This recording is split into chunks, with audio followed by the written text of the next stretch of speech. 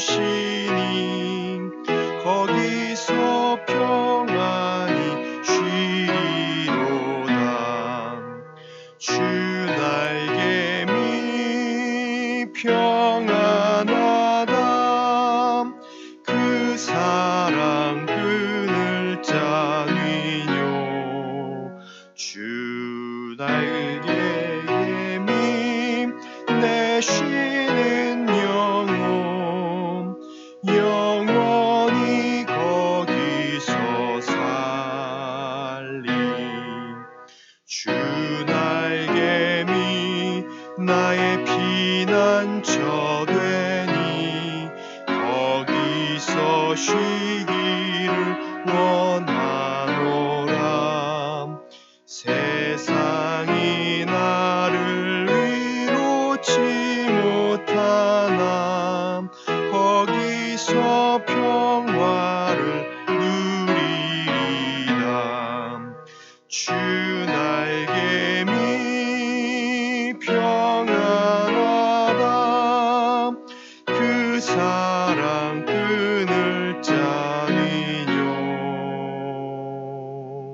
주 날개미 내 쉬는 영혼 거기서 영원서 살리.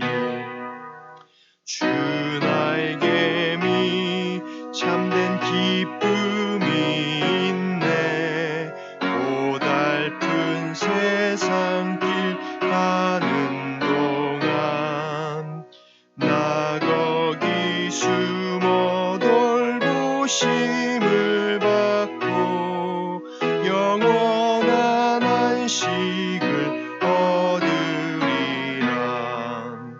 주 날개미 평안하다. 그 사랑 끊을 자니뇨. 주 날개미 내 쉬는 영혼 영원히 거기서 살리. 오늘 우리에게 주신 하나님의 말씀은 출애굽기 19장 5절과 6절 말씀입니다. 출애굽기 19장 5절과 6절 말씀입니다. 이 말씀 우리 한 목소리로 함께 받들어 읽겠습니다. 세계가 다 내게 속하였나니 너희가 내 말을 잘 듣고 내 언약을 지키면 너희는 모든 민족 중에서 내 소유가 되겠고 너희가 내게 대하여 제사장 나라가 되며 거룩한 백성이 되리라. 너는 이 말을 이스라엘 자손에게 전할지니라. 아멘. 어제 우리는 애굽에서 억압당하던 이스라엘 백성이 애굽에서 탈출하여 자유를 얻게 된 출애굽의 이야기를 함께 나누었습니다. 그렇게 애굽을 나온 이스라엘 백성이 가야 하는 곳은 바로 하나님의 약속하신 땅, 가나안 땅입니다.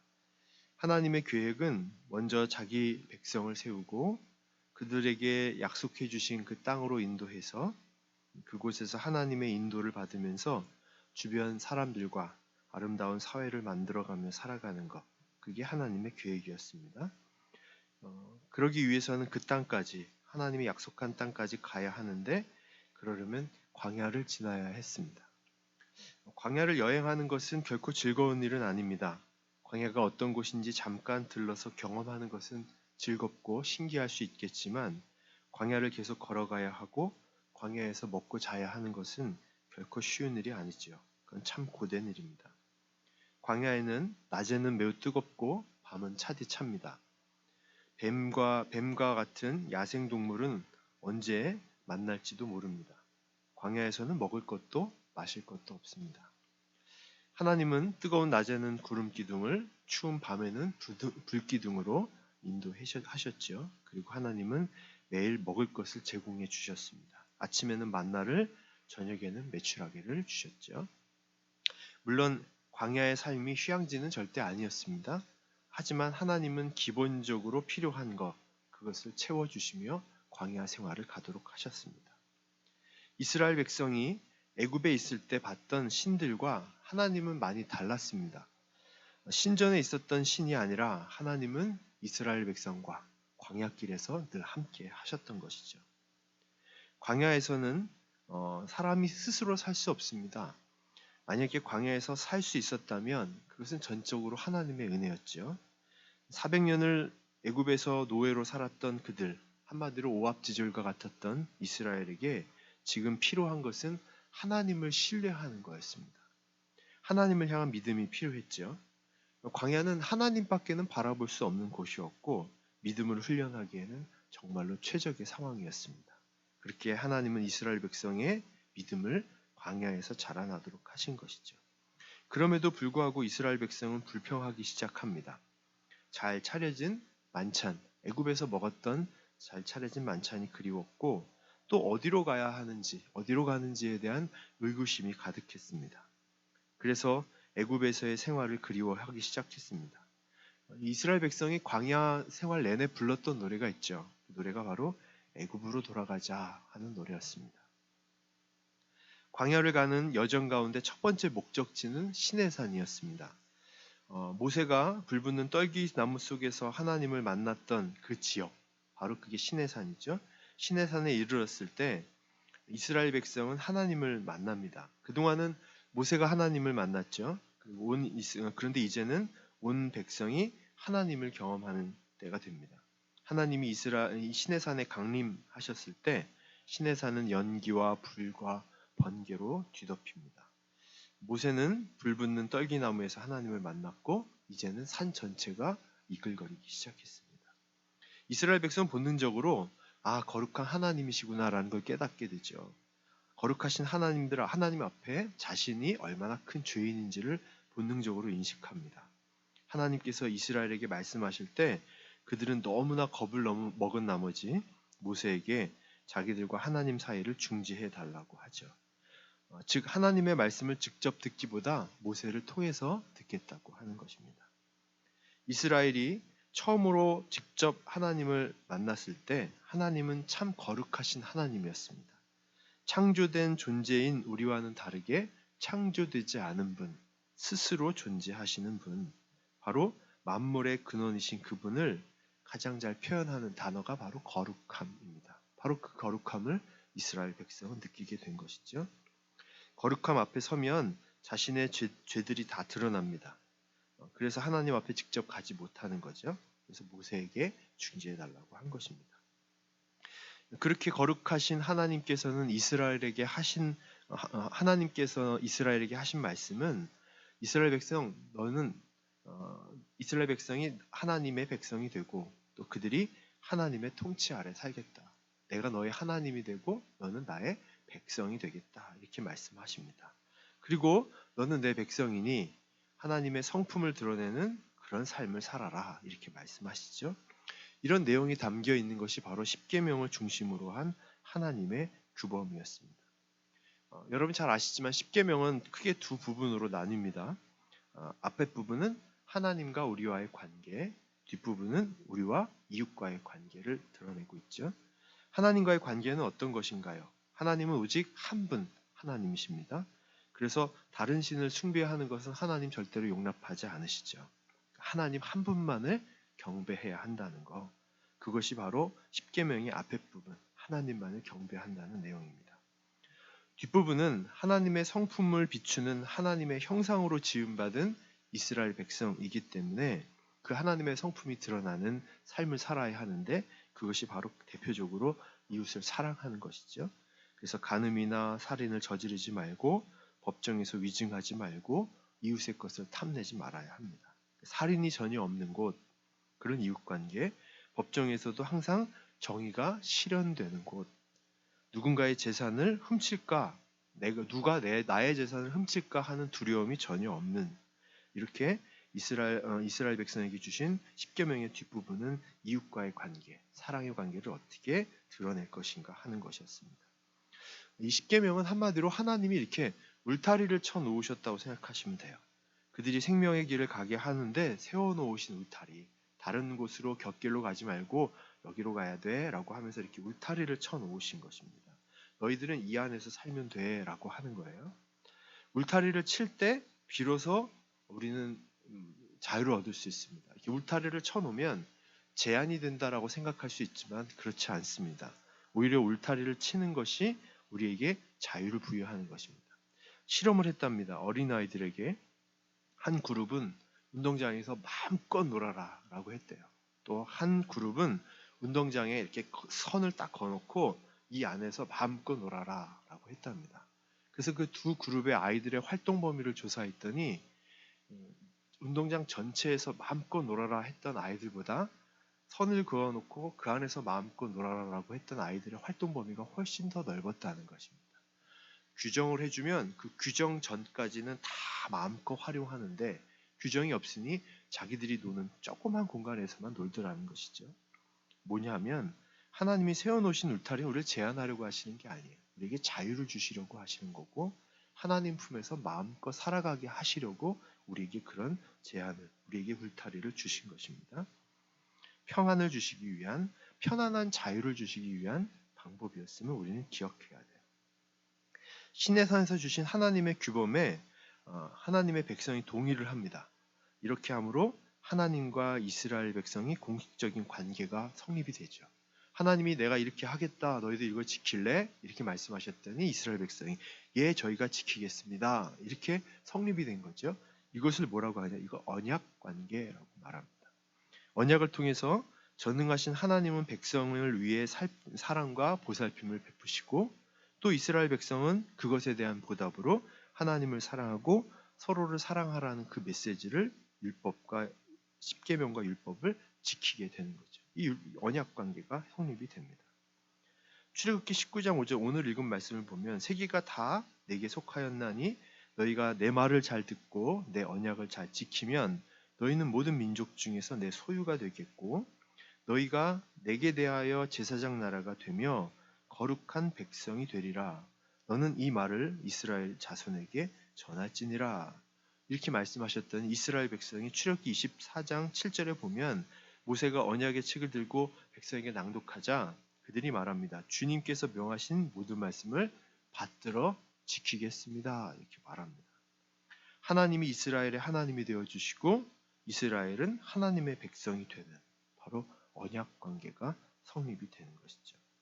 여기서 우리가 알 수 있는 것은 하나님이 시내산에서 주신 십계명과 율법은 그 자체가 목적이 아닙니다. 하나님과 그 백성의 관계를 풍성하게 하시려는 것이지 그 자체 이것을 지켜야 된다, 이것을 지키지 않으면 안 된다 라고 하는 게 아니라 하나님과 이스라엘 백성과의 관계를 위한 도구로 주신 것이죠. 앞으로 계속 살펴보게 될 이야기 속에서는 하나님에 대한 이스라엘의 신뢰가 얼마나 쉽게 무너지는지, 하나님이 내가 너의 하나님 될게, 예, 제가 하나님의 백성이 될게요. 언약 관계를 맺었거든요. 근데 하나님은 동일하십니다. 하나님은 신실하시고 그것을 흔들지 않으십니다. 그러나 이스라엘 백성은 하나님에 대한 신뢰를 자꾸만 무너뜨립니다. 놓쳐버리고 말죠. 하나님께서 세워두신 울타리, 바로 하나님의 통치 아래서 살아가는 것이 진정한 자유이고 풍성한 삶이라는 것을 자꾸 잊어버리고 그 울타리를 자꾸 벗어나려고 하는 이야기가 바로 이스라엘의 역사에 계속 기록되어 있습니다. 하나님이 나의 하나님이 되어주신다는 사실을 신뢰하면서 하나님을 나의 왕으로 인정하고 그분 안에서 살아가는 것, 그것이 진정한 삶인 것을 우리는 잊지 말아야 합니다. 때로는 하나님이 왕이 아니라 내가 왕인 역할을 할 때가 너무 많아요. 내가 왕이고 하나님 날 도와주세요 라고 할 때가 많습니다. 아니에요.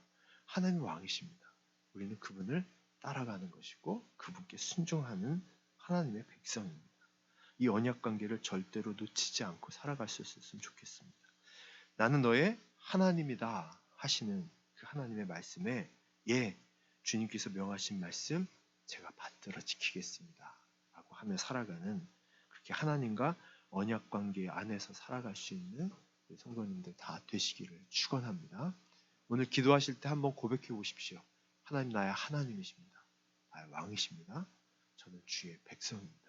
주님 말씀하시면 저는 순종하는 것이 도리이고 그것이 가장 합당한 제가 살아가는 삶의 방식입니다 라고 고백하며 오늘도 하나님을 왕으로 모시며 그분의 백성으로 살아갈 수 있는 귀한 하루가 되시기를 주님의 이름으로 축원합니다.